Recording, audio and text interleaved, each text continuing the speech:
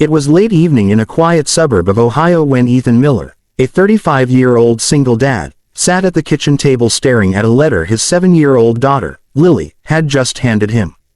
Her little fingers still had crayon marks, and she had that innocent sparkle in her eyes that always melted his heart. "Daddy, Miss Thompson says you have to bring Mommy on Friday," she said with a shy smile, sliding the note toward him. The words printed on the letter seemed ordinary to most parents. Parent-teacher day, both parents are welcome to attend for an open classroom activity. But to Ethan, those words felt like a punch to the chest. Lily didn't have a mom. She hadn't since the day she was born. Her mother, overwhelmed and unready, had walked out of the hospital and never looked back. Ethan had been there from day one, changing diapers, singing lullabies, braiding hair even though he was terrible at it. He was mother, father, and best friend all rolled into one. But he knew kids could be cruel. Lily was bright, kind, and imaginative, but he feared the looks, the whispers, and the questions she might face if she showed up with, just a dad. He wanted her to feel normal. He wanted her to shine. So, with a heavy sigh, Ethan muttered, maybe Daddy will figure something out.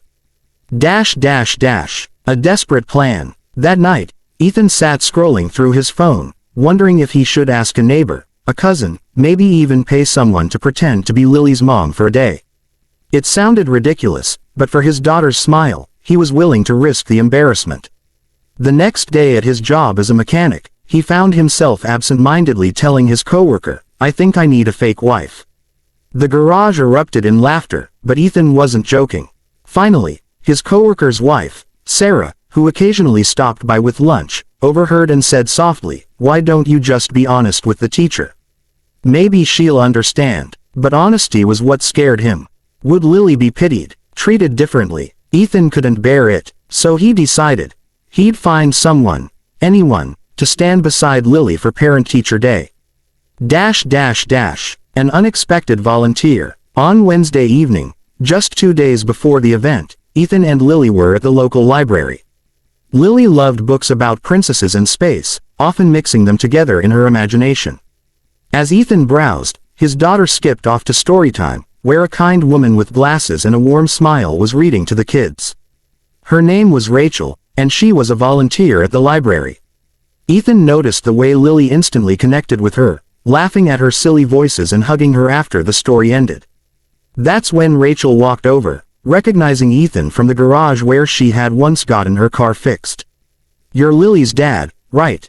She's such a sweetheart," she said kindly. Ethan, awkward but desperate, blurted out, "Actually, I need a strange favor. Would you, maybe pretend to be my wife for a school event?" Rachel blinked, then laughed nervously, thinking he was joking. But when she saw the sincerity in his tired eyes, her laughter faded. She looked at Lily, who was tugging on her sleeve, and then back at Ethan. "Okay," she whispered, "for her. Parent-Teacher Day. Friday morning arrived. Lily wore her favorite yellow dress, her hair tied in 2 bouncy braids that Ethan had practiced all week to get right. She beamed as she held Ethan's hand, with Rachel walking beside them. At the classroom door, Miss Thompson, Lily's teacher, greeted them warmly. But as the children introduced their parents, Ethan noticed the way other moms looked curiously at Rachel. Still, Lily was glowing, proudly holding Mommy's hand, and that made it worth it. During an activity where parents were asked to share something about their child, Ethan froze. Public speaking wasn't his strength. But before he could stumble, Rachel gently placed her hand on his arm and began speaking. "Lily has the biggest heart," she said, her voice steady but tender. "She once told me she wants to build a rocket ship so she can bring books to kids on the moon. That's how her imagination works. She believes kindness can reach even the stars." Lily's eyes lit up. "I told you that, Daddy," she whispered proudly. Ethan's throat tightened. Rachel had known Lily for only a few days, yet she spoke about her as if she had been there forever. When the session ended, Miss Thompson asked Ethan to stay behind. He worried immediately. Had they been caught in the lie? Did she see through it? But when the classroom emptied, Miss Thompson's eyes shimmered with tears.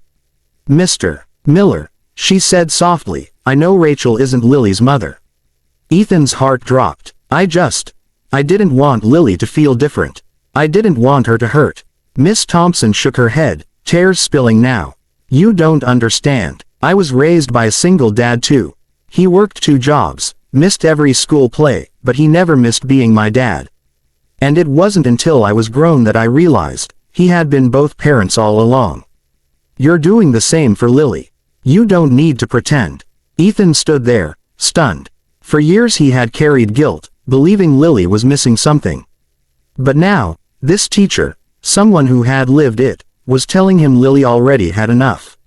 Rachel, standing quietly beside him, added softly, sometimes the strongest families are the ones that don't look like everyone else's.